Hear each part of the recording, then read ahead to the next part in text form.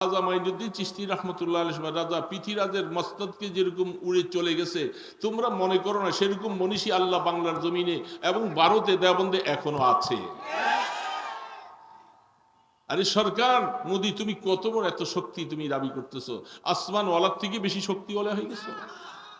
আসমানওয়ালা যাদের পক্ষে, শুধু আমাদের দুর্বলতার কারণে, আমাদের আমলের ত্রুটির কারণে আসমানের সাহায্যটা আমাদের কাছে আসতে দেরি হচ্ছে। নতুবা আল্লাহ সুবহানাহু ওয়া তাআলা এখনো তিনি আছেন। তিনি যেইভাবে সাহায্য করেছেন, মুসলিম জাতি ইমানের বলে যদি বলিয়ান হয়ে আমরা যদি সামনে অগ্রসর হই, খোদার কসম, বাবরি মসজিদ ভেঙে সেখানে ভাঙছো, তোমাদের ভারত টুকরা টুকরা হতে দেরি হবে না। টুকরা করবেন তো আমার আল্লাহ। যাদেরকে আল্লাহ পছন্দ করেন, যারা আল্লাহ পাকের ফ্যামিলিভুক্ত মানুষ, ইমানদারেরা, তাদেরকে তোমরা সবসময় এইভাবে নির্যাতন করবে, তাদেরকে এইভাবে করে তোমরা জ্বালাও পোড়াও করবে, আর আমরা ধৈর্য ধারণ করে বসে থাকছি। তবে হ্যাঁ, তোমাদের মতো সেই শক্তি আমাদের নাই, কিন্তু আমাদের যে শক্তিটা আছে এটা তোমাদের কাছে নাই। সমস্ত ইমানদারেরা আল্লাহ সুবহানাহু ওয়া তাআলার কাছে কায় মনোবাক্যে, যখন আমরা রাত্রি নিশীথে সেজদায় পড়ে যখন চোখের পানি ছেড়ে আল্লাহ পাকের কাছে কাঁদতে শুরু করবে যে আল্লাহ, এই জমিনটার মধ্যে, জমিনটা আমাদের জন্য ছোট হয়ে গেছে, আমরা জমিনের মধ্যে তোমার ইবাদত করতে পারছি না, আল্লাহ তুমি মেহেরবানি করে ইমানদারের শক্তি বাড়াইয়ে দাও, কুফরি শক্তিকে তুমি মিটিয়ে দাও। আল্লাহ সুবহানাহু ওয়া তাআলা করতে পারেন, পিছনে সমস্ত ইতিহাসগুলি আমাদের কাছে আছে। তারা ইচ্ছা করে এই সমস্ত দ্বন্দ্বগুলি লাগাইছে। তো আমরা মুসলিম জাতি, মনে করবে না অনেক সময় আমাদেরকে কেউ কেউ তিরস্কার করে, তোমরা মসজিদের মিম্বরে মাইকে বসে কিছু কথা বললে অনেক কথাই বলো, আসলে আমরা তো ভিতরে সব চাবিকাঠি লাইরা তোমাদের মসনদ সহ তসনস করে দিয়েছি, তোমাদের ব্রেনটা নষ্ট করার জন্য তোমাদের সন্তানগুলোকে আমরা আমাদের বানিয়ে ফেলতেছি, যেই কারণে তারা এখন আমাদের ধর্মীয় বইয়ের মধ্যে তাদের পক্ষ থেকে দেবদেবীর মূর্তি দিয়ে, বইয়ের মধ্যে সমস্ত ইসলামী ভাষাগুলোকে উৎখাত করে দিয়ে তারা সমস্ত মন গড়া মতবাদ দিয়েছে। আমাদের মুসলিমদেরকে সিদ্ধান্ত নিতে হবে, এই ধরনের কাজ যারা করে হয়তো তোমরা সোজা হবে, নতুবা তোমাদেরকে উৎখাত করা হবে। তোমাদের এই মসনদের থেকে এখানে ষড়যন্ত্র করার সুযোগ খোদার কসম তোমাদেরকে দেওয়া হবে না। কি শুরু করেছো? কিছু হলেই ভুল হয়ে গেছে, ভুল হয়ে গেছে। মোমেন এক গর্তের মধ্যে দুইবার ধোঁকা খায় না। কিছুদিন আগে তোমরা ক্লাস 3 বইয়ের মধ্যে তোমাদের দেবদেবীর ছবি দিলাম, এখন আবার কিশোরগঞ্জে সেখানে 12 পৃষ্ঠার থেকে 27 পৃষ্ঠা পর্যন্ত প্রত্যেকটা পৃষ্ঠার মধ্যে তোমাদের দেবদেবী। তোমাদের কি আর কাগজ নাই তোমাদের কাছে? তোমাদের ধর্মীয় বই নাই? সেইখানে তোমরা যা মনে চায় তাই কিছু সিগাল, কুকুর, বানর, কুত্তা যত আছে সব দিয়ে দাও, আমাদেরকে নিয়ে এত মাথা কামানি কেন? কেন আমাদেরকে নিয়ে এত ব্যথা? তোমাদের ধর্মীয় কারুকালাম আছে, তোমরা সেভাবে করো। মুসলমানদেরকে নিয়ে এত হেডেক কেন? তার মানে কিছু বললেই তখন বলে এটা ভুল হয়ে গেছে, ভুল হয়ে গেছে। কতবার ভুল করবা তুমি? কতবার তোমাকে সংশোধন করা হবে? তার মানে তারা ইচ্ছা করে এই দেশের মধ্যে সাম্প্রদায়িকটাকে বিনষ্ট করে অসাম্প্রদায়িক একটা পরিস্থিতি সৃষ্টি করতে চায়। সাম্প্রদায়িকের স্লোগান তোমরা দিতেছো, শান্তি বিনষ্ট করতেছো তোমরা। কি আশ্চর্য ব্যাপার! আর আমাদেরকে মৌলবাদী বলে, অসাম্প্রদায়িক বলে আমাদেরকে বকা দাও, গালি দাও।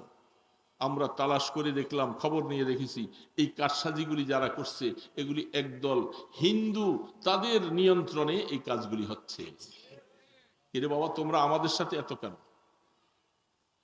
মুহাম্মদ كما صليت على إبراهيم وعلى آل إبراهيم إنك حميد مجيد اللهم بارك على محمد وعلى آل محمد كما باركت على إبراهيم وعلى آل إبراهيم إنك حميد مجيد।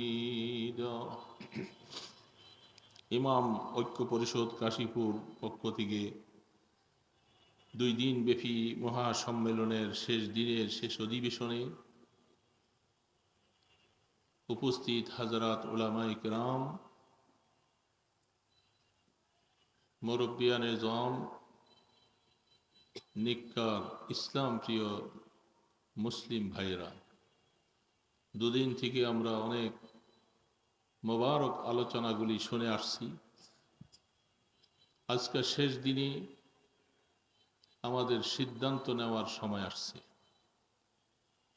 যত বাতিল ইসলাম বিদ্বেষী তাদের মুখোশ উন্মোচন করে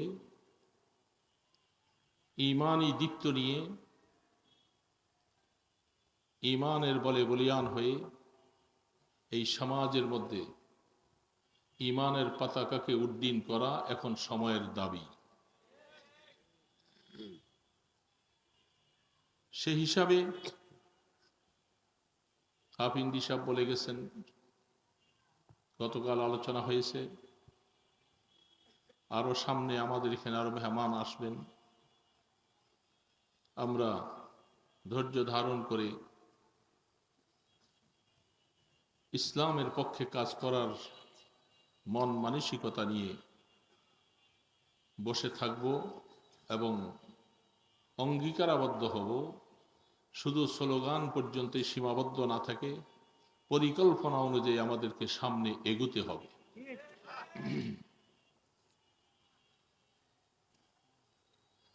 যত একটা বৎসর অতিবাহিত হচ্ছে ততই ইসলামের উপরে চরম আঘাত হানা হচ্ছে। আমরা দেখতে পাচ্ছি প্রতি বৎসর এইভাবে একটার পর একটা ইসলামের উপরে আঘাত আসে। হেফাজতে ইসলামের পক্ষ থেকে সেই আঘাতগুলোকে প্রতিহত করার জন্য আল্লামা আহমদ শফি রহমতুল্লাহ আলাইহির পক্ষ থেকে ডাক এসেছিল। তিনি আজ দুনিয়াতে নেই, সেই তার উত্তরসূরি যারা এবং যারা ইসলামকে ভালোবাসেন, আল্লাহ পাক তাদের অনেককে এখনো জমিনে রাখছেন।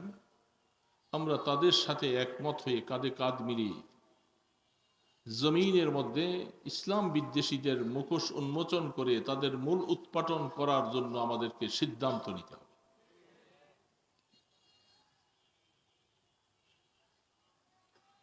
কথা আছে, শিয়ালের মতো 1000 বছর বেঁচে থাকার থেকে বাঘের মতো একদিন বেঁচে থাকা অনেক ভালো।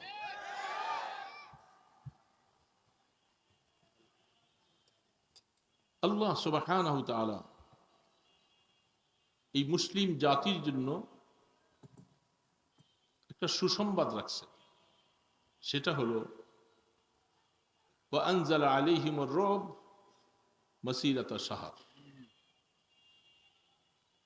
নবী করিম সাল্লাল্লাহু আলাইহি সাল্লাম ইরশাদ ফরমান, কাফির মুশরিকরা যখন রাসূলের উপরে, সাহাবাদের উপরে বিভিন্নভাবে আক্রমণ করার প্রয়াস তারা যখন পেয়েছিল, আল্লাহ রসুল ঈমানি কাফেলা নিয়ে সাহাবাদেরকে নিয়ে যখন সামনে অগ্রসর হচ্ছিলেন, প্রায় 1 মাস